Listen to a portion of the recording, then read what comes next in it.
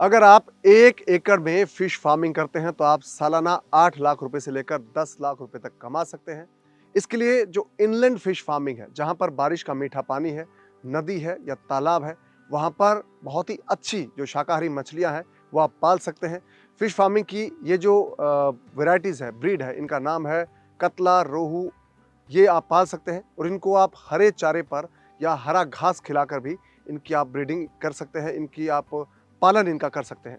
तो ये मछलियाँ आप किस तरह से पाल सकते हैं, इसके लिए बीज आपको कहाँ मिलेगा और इसका सही तरीका क्या है, ये आज आपको बताने वाले हैं इस वीडियो में। दोस्तों, आप फ्रीडम ऐप को डाउनलोड कर लीजिए। फ्रीडम ऐप पर एक पूरा कोर्स है जिसमें आप फिश फार्मिंग के तमाम जो हाई टेक्नोलॉजी है वो सीख सकते हैं। आपको पॉन्ड फार्मिंग यानी कि आप तालाब में मछली पालन कैसे करेंगे ये सीख सकते हैं, इसके लिए एक अलग से कोर्स है। आरएस टेक्नोलॉजी से आप कैसे फिश फार्मिंग करेंगे, हाई टेक्नोलॉजी है ये, इसको आप सीख सकते हैं फ्रीडम ऐप पर। इसके अलावा आप केज फिश फार्मिंग, नदी या जो बहने वाली नदियां हैं वहां पर कैसे केज फिश फार्मिंग कर सकते हैं, इसके लिए भी एक पूरा कोर्स है। तो फिश फार्मिंग की पूरी डिटेल आपको फ्रीडम ऐप पर मिलेगी। आप वहां पर ऐप को डाउनलोड कीजिए, उस पर कोर्स देखिए, उसके बाद आप फिश फार्मिंग करेंगे तो आपका प्रॉफिट डबल हो जाएगा, क्योंकि आपका नॉलेज है, ज्ञान है, वो बढ़ जाएगा, आपकी जानकारी बढ़ जाएगी। तो दोस्तों, फ्रीडम यात्रा के पड़ाव है बरगी जबलपुर। यहाँ पर मध्य प्रदेश का जो मत्स्य विभाग फेडरेशन है उसका दफ्तर है। उसमें हम जानते हैं कि कैसे वो यहाँ पर सीड तैयार करते हैं। जो शाकाहारी मछली जिनको बोला जाता है कतला, रोहू, उनका यहाँ पर सीड तैयार होता है और आपको बहुत ही कम कीमत में ये सीड मिल जाता है। ये सीड लेने का तरीका क्या है, इस सीड का फ़ायदा क्या है और मछली पालन के क्या क्या फ़ायदे हैं, तमाम चीज़ हम जानने वाले हैं आज इस ऑफिस के अधिकारियों से। और कैसे वो मत्स्य पालन को बढ़ावा दे रहे हैं और क्या दूसरी चीज़ें हैं वो हम जानने वाले हैं उनसे इस वीडियो में। जी मेरा नाम है दिव्या क्रिकेटा जी। मैं यहाँ जो हमारा फ़िश फेडरेशन है, एमपी फ़िश फेडरेशन है, उसका ये फील्ड ऑफिस है। तो यहाँ पे मेनली जो डैम है, बरगी डैम है, उसमें जो फिशरमैन सोसाइटीज़ रहती हैं जी। तो जो फ़िशिंग करती हैं, अलाउड सिर्फ जो फिशरमैन सोसाइटीज़ रहती हैं जो रजिस्टर्ड है, सिर्फ उन्हीं को अलाउ है कि वो जाएँ डैम में और फ़िशिंग करें। तो उनका पूरा जो वो फिशिंग करके लाते हैं तो उनको जो कॉस्टिंग होती है, जो गवर्नमेंट रेट होता है, जो कॉस्टिंग जो उनको मिलती है, और जो ये पूरा जो डैम है ये टेंडर होता है इसका 7 साल 5 साल, हर डैम का अलग अलग होता है जी। तो वही है, यहाँ का 7 साल के लिए है। तो जो मछली होती है उसको कोई ठेकेदार होता है वो परचेस करता है, तो वो जो फिशरमैन्स रहते हैं हमारे, उनको वो उतना पे करता है, जो गवर्नमेंट रेट्स है वो उनको पे करता है। तो हमको ये पूरा मैनेज देखना पड़ता है कि ये कैसे हो रहा है, सही से हो रहा है, नहीं हो रहा है। और दूसरा यहाँ पे हमारा फ़िश कल्चर का भी है। तो हम मेनली 3 स्पीशीज़ है हमारी जो गवर्नमेंट की तरफ से ऑथराइज्ड है कि करनी है, और इसको ज़्यादा से ज़्यादा इसको प्रोडक्टिविटी बढ़ानी है इसकी। तो मेन जो 3 है ये है कतला, रोहू और मृगल जी। तो ये जो 3 ब्रीड आपने बताई, इनकी क्या खास बात है? एक ये हर्बीवोरस है और इनका जो मीट का रेशियो होता है जी, ये बहुत जल्दी ग्रोथ करती हैं। और इसमें मतलब जैसे कोई फिशरमैन है या कोई फार्मर है जो लो कॉस्ट में भी करना चाहे इनका कल्चर, तो वो आसानी से कर सकता है। इसमें कोई ज़्यादा फाइनेंशियल वो नहीं लगता है जी। तो ये जो ब्रीड है, ये आप सीड क्या आपके यहाँ से मिल सकता है? जी बिल्कुल मिल सकता है। तो कैसे ले सकते हैं किसान? इसमें 3 स्टेजेस रहते हैं। एक अर्ली स्टेज, सबसे पहला स्टेज होता है स्पॉन। इसमें जो फिश का जो बच्चा होता है उसको हम सीड कहते हैं जी, नॉर्मल हमारी साइंटिफिक लैंग्वेज में।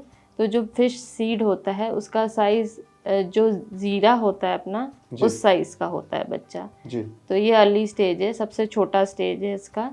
तो ये वाले स्टेज में ले जाते हैं तो इसमें ये रहता है कि आपको कम दाम में आपको ज़्यादा बच्चा मिलता है।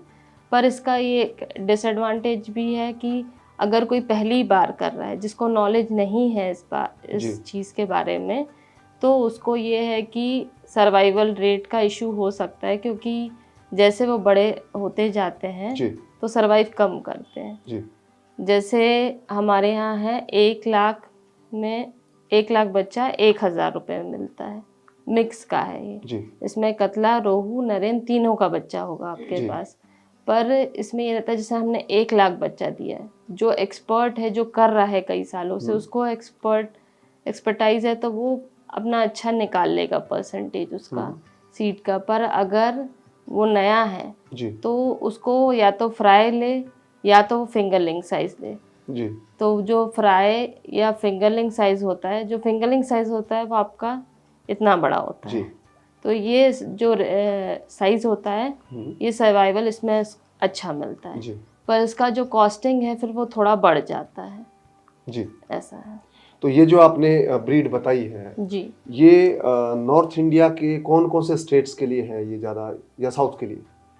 जितने भी मतलब आप कह लीजिए रिवराइन बॉडीज है, उसमें आपको आराम से ये आप कर सकते हैं, जी क्योंकि ये जो फिशेस हैं ये इनलैंड फिशेस हैं, जी ये रिवर की फिशेस हैं। जी। तो आप इसको तालाब में, हम्म, तो जितने भी इनलैंड वाटर बॉडीज है आप वहाँ इनको कल्चर कर सकते हो, जी। कोई इशू नहीं है।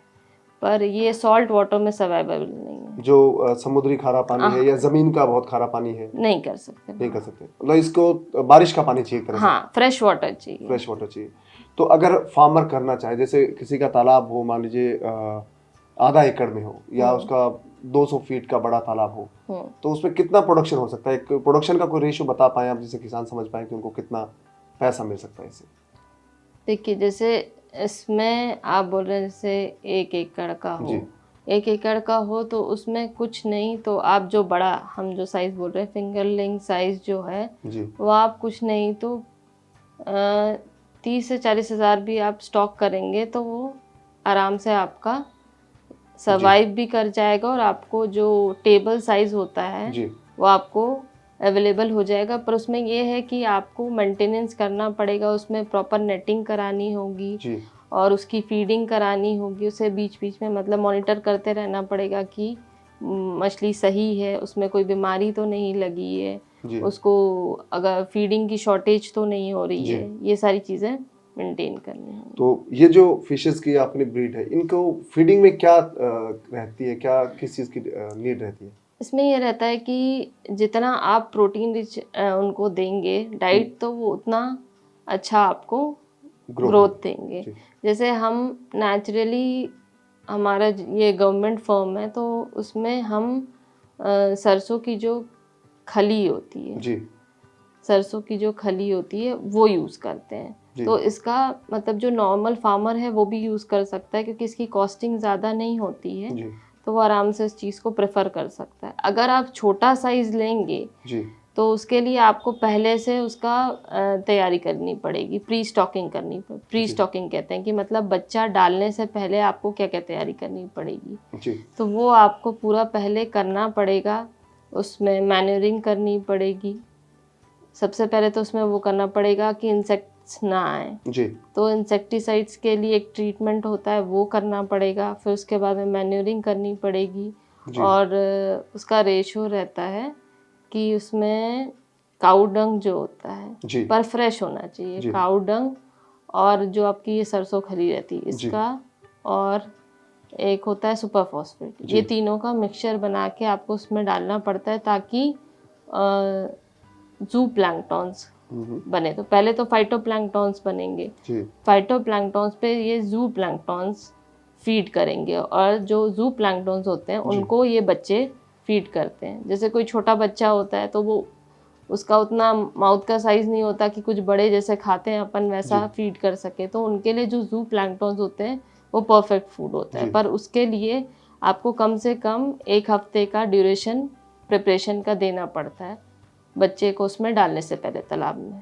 तो अगर मध्य प्रदेश, उत्तर प्रदेश और बाकी जो स्टेट्स के लोग हैं, वो इस वैरायटी को, ब्रीड को अगर अपने उसमें शामिल करते हैं फिश फार्मिंग में, तो क्या ये प्रॉफिटेबल है उनके लिए? बिल्कुल है, क्योंकि अगर आप कैट फिशेस देखें या मिरस, ये जो भी अपनी कार्निवोरस फिशेस होती हैं, उसमें आपको फीड की जो कॉस्टिंग होती है वो भी एक्स्ट्रा लगती है, क्योंकि वो जो होते हैं वो कार्निवोरस होते हैं, तो उनको मीट चाहिए सर्वाइव करने के लिए, और उनमें जो होता है मीट रेशो उतना नहीं होता है जितना फैट रेशो होता है, उसमें जी। फैट रेशो ज़्यादा होता है, मीट रेशो कम होता है। जी। और इसमें फैट रेशो बहुत ही कम होता है, बहुत ही मिनिमल होता है, और जो मीट रेशो होता है वो बहुत ज़्यादा होता है। जी।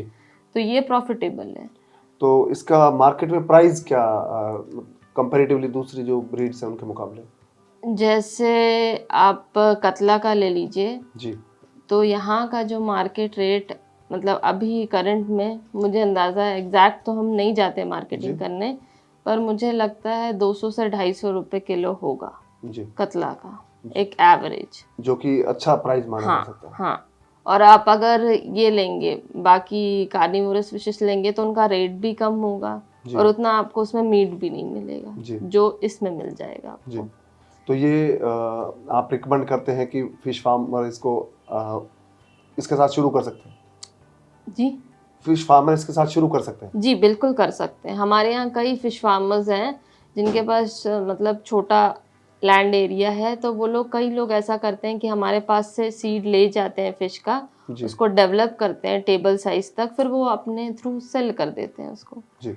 तो उनको जो प्रॉफिट होता है वो मिल जाता है तो उससे। क्या आप फार्मर्स की हेल्प करते हैं मार्केटिंग में भी? और नहीं, हम उस चीज़ में नहीं हेल्प करते। हमारा मेनली जो काम है वो डैम का है, पर यहाँ से सीड उनको का भी है? सीड अवेलेबल हो जाता यहाँ है। कर ले सकते हैं जबलपुर में? हाँ। तो बहुत धन्यवाद, आपने अच्छी जानकारी दी। Thank you. वेलकम। वेलकम। इन शाकाहारी मछलियों को आप कहीं भी पाल सकते हैं पूरे भारत में, चाहे आप मध्य प्रदेश के हैं, उत्तर प्रदेश के हैं, पंजाब, हरियाणा, राजस्थान या किसी भी स्टेट के हैं, चाहे छत्तीसगढ़ या झारखंड के हैं या फिर दक्षिण भारत के हैं, कहीं भी आप इनको पाल सकते हैं। बस पानी मीठा होना चाहिए, यानी कि इनलैंड फिश फार्मिंग है। जो बारिश का पानी है, नदी तालाब का पानी है, वहाँ पर इसको आप बहुत आसानी से पाल सकते हैं। तो इसका आपको कमाई भी बहुत अच्छी होगी, इसका प्राइस आपको मार्केट में ज़्यादा मिलेगा और इसका उत्पादन भी बहुत ज़बरदस्त होता है। अगर इस वैरायटी को, इन ब्रीड को अगर आप अपने फार्म पे पालते हैं तो इनका जो मेंटेनेंस है, खर्चा है, वो भी बहुत कम है। ये आप वीडियो में जान चुके हैं, समझ चुके हैं। तो दोस्तों, अब बात आती है कि आप फिश फार्मिंग की ज़्यादा डिटेल सीखना चाहते हैं, तब क्या करें? तब आप फ्रीडम ऐप को डाउनलोड कर लीजिए। फ्रीडम ऐप पर पूरे कोर्स हैं जो आपको फिश फार्मिंग कैसे करनी है ये सिखाते हैं। फिश फार्मिंग करने के लिए आपके पास पैसा कितना होना चाहिए, अगर आपके पास पैसा नहीं है तो पैसा कहाँ मिलेगा, लोन कितना मिलेगा, सब्सिडी कितनी मिलेगी, ये तमाम चीज़ें आपको फ्रीडम ऐप के कोर्सेज में देखने को मिलेगी। और फ्रीडम ऐप पर जो मेंटर्स हैं वो पिछले बहुत सालों से फिश फार्मिंग कर रहे हैं और वो आपको एक से बढ़कर एक ऐसी जानकारी देंगे कि आपका प्रोडक्शन है वो डबल होगा, बहुत अच्छा प्रॉफिट कमा सकते हैं। आप 1 एकड़ के अगर तालाब में फिश फार्मिंग करते हैं तो आप सालाना 8 से 10 लाख रुपए बड़ी आसानी से कमा सकते हैं। और अगर आप नई टेक्नोलॉजी अपनाते हैं, RS टेक्नोलॉजी अपनाते हैं, तो और ज़्यादा कमाई कर सकते हैं बहुत कम जगह में। और अगर आप केज फिश फार्मिंग करना चाहते हैं तो उसकी भी पूरी डिटेल आपको मिलेगी फ्रीडम ऐप पर। तो फ्रीडम ऐप के कोर्सेज को देखने के लिए आप ऐप को डाउनलोड कर लीजिए। इस वीडियो के डिस्क्रिप्शन में ऐप का लिंक दिया हुआ है, उस पर क्लिक करेंगे तो ऐप डाउनलोड हो जाएगा। इसके अलावा दोस्तों, अगर आप चाहें तो आप प्ले स्टोर पर जाकर, गूगल प्ले स्टोर पर जाकर भी जो फ्रीडम ऐप है उसको डाउनलोड कर सकते हैं। तो फ्रीडम यात्रा के दौरान ऐसी ही जो जानकारी है आपको मिलती रहे, इसके लिए इस चैनल को आप सब्सक्राइब कर लीजिए, इस वीडियो को लाइक और शेयर कर दीजिए, ताकि जो किसान फिश फार्मिंग करना चाहते हैं, सीखना चाहते हैं, उनको इसकी जानकारी मिल सके। और यहाँ पर आप बीज जबलपुर का जो मध्य प्रदेश सरकार का ऑफिस है, इसे बहुत कम कीमत पर बहुत सस्ता सीड यहाँ पर आप हासिल कर सकते हैं। तो तमाम चीज़ें आपको देखने को मिलेगी फ्रीडम ऐप पर। फिश फार्मिंग की A to Z जानकारी आपको मिलेगी। आपसे मुलाकात होगी किसी नई कहानी के साथ, किसी नई जानकारी के साथ अगले वीडियो में। तब तक आप अपना ख्याल रखिए, दीजिए इजाज़त। नमस्कार।